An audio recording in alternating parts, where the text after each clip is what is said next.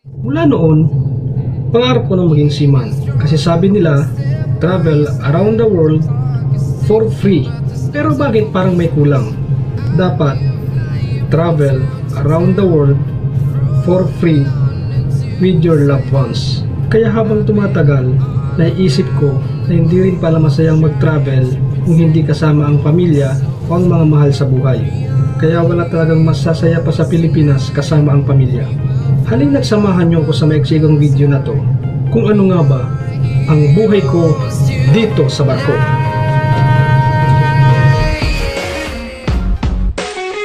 Tensho TV.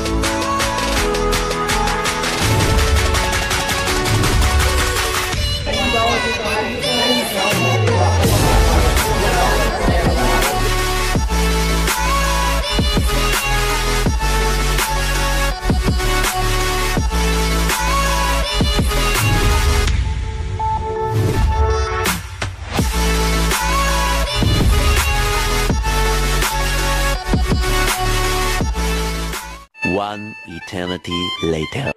So touchdown tayo ngayon mga sir dito sa Amsterdam. Pagkatapos ng 16 hours na flight, papunta naman tayo ngayon ng Brussels. So around, nasa domestic flight lang yun around 45 minutes lang yun. So compare doon sa ating unang flight na 16 hours, napakalayo. Kaya ngayon dito tayo ngayon sa Amsterdam. Yung protocol nila dito, 1.5 meters dapat. Yung social distancing o yung physical distancing nila dapat 1.5 meters. Hindi ganun kadami yung tao nila dito. Hindi masyadong crowded yung airport nila. So bali, mag-alas 7 na ng umaga. Next flight natin, 8:30, puntang Brussels. See you sa Brussels lang, sir.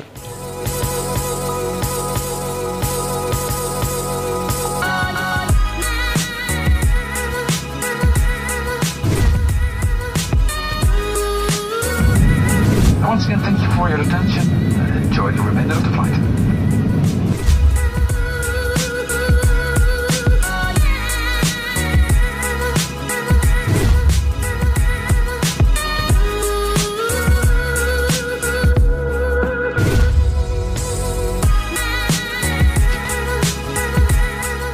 So sa wakas, dito na tayo sa Belgium, sa hotel. Bali naghintay tayo ng halos 4 na oras doon sa airport para na masunod tayo ng agent. So basic lang naman tong hotel na to eh.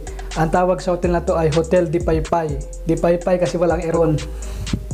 Kasi ayun, malamig naman yung klima ngayon eh. Yung mga hotel nila dito ay nakakabit heater. So wala silang nakakabit na aircon. Meron din siguro pero natimingin ko lang siguro na wala dito. So welcome sa Europe. Welcome sa Belgium mga sir. So umaambon-ambon, maghahanap tayo ng tubig. Alamin natin kung saan ba abot yung 5 euro natin kasi meron tayong nakalakal na 5 euro sa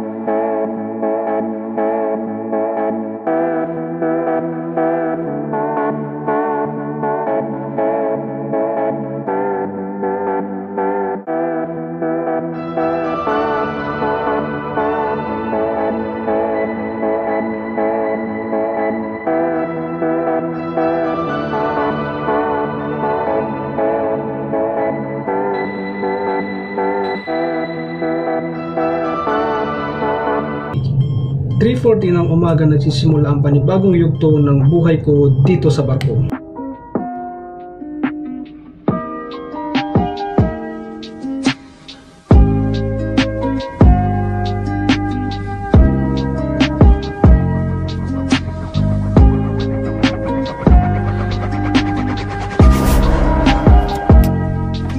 Meron pa akong 15 minutes para ihanda ang sarili ko para sa 4 AM na duty.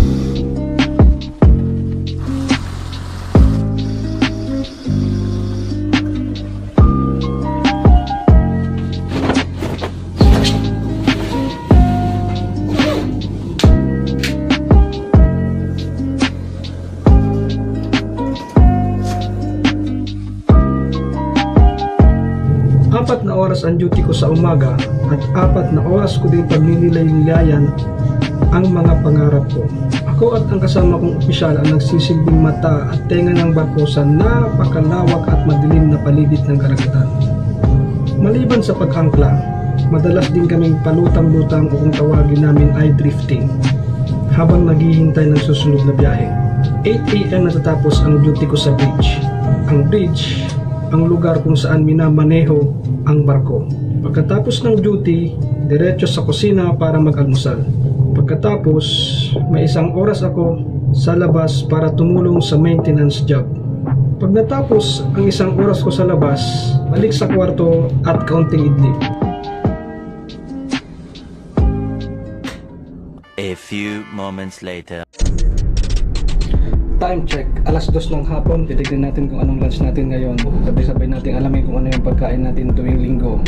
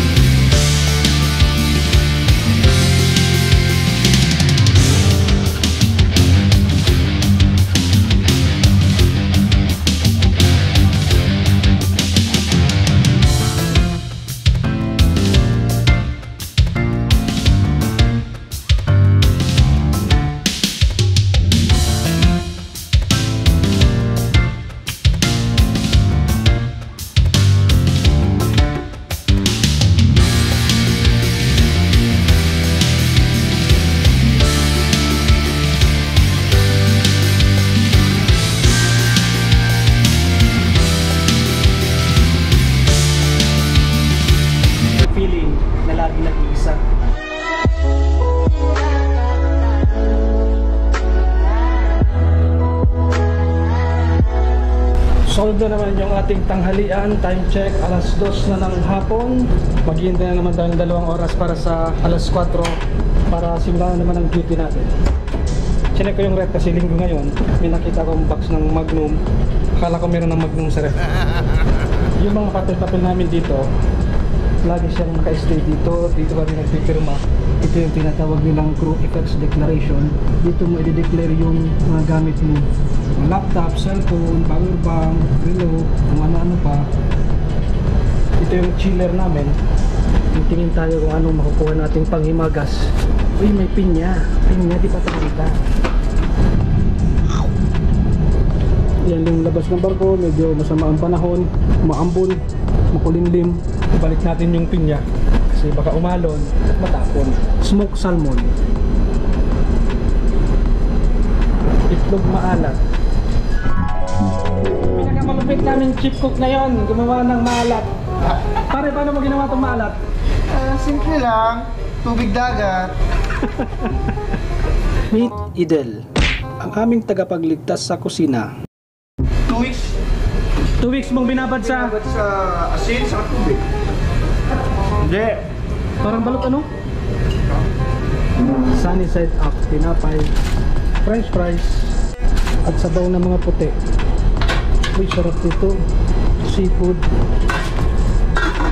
Sa oras na to, tulog yung karamihan. Kasi linggo, yung iba half day, yung iba may trabaho. Balik tayo ng kwarto. Alas 2 na, maghihintay naman tayo ng 2 oras. Kasi alas 4 yung duty natin.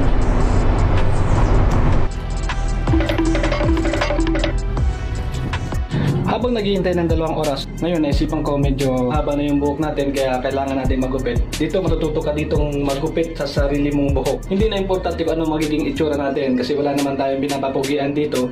Hindi naman tayo nakakalabas kasi COVID at paulit-ulit lang yung taong mga nakikita mo sa bawat araw. Kasi kung sa Pilipinas, kung iisipin nyo, 40 pesos din yung pagupit. 1 kilong bigas din yun. Kaya medyo nakakatipid din kapag nasa bakasyon, di ba? Tingnan natin kung ano magiging itsura. And we will end your week just like a Sunday.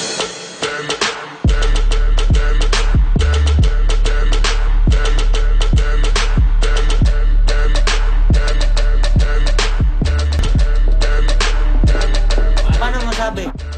2 hours later. Sa afternoon watch, nagsisimula ng 4 PM hanggang 8 PM ang duty ko. Alas 8 ng gabi natatapos ang duty ko.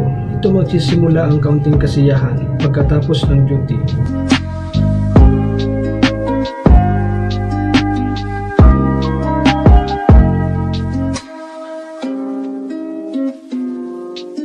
Ito ang aming TV room. Dito nangyayari ang kulitan, kalokohan, asaran, kantahan,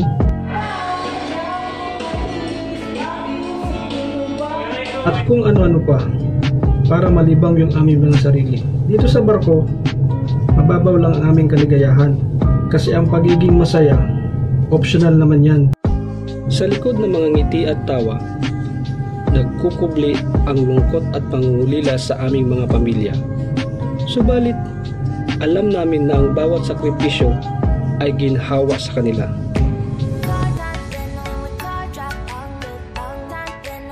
Nasa sayo na lang kung gugustuhin mong malungkot o maging masaya. Hanggang dito na lang. Sana nagustuhan mo ang maiksing video na to tungkol sa buhay ko dito sa barko.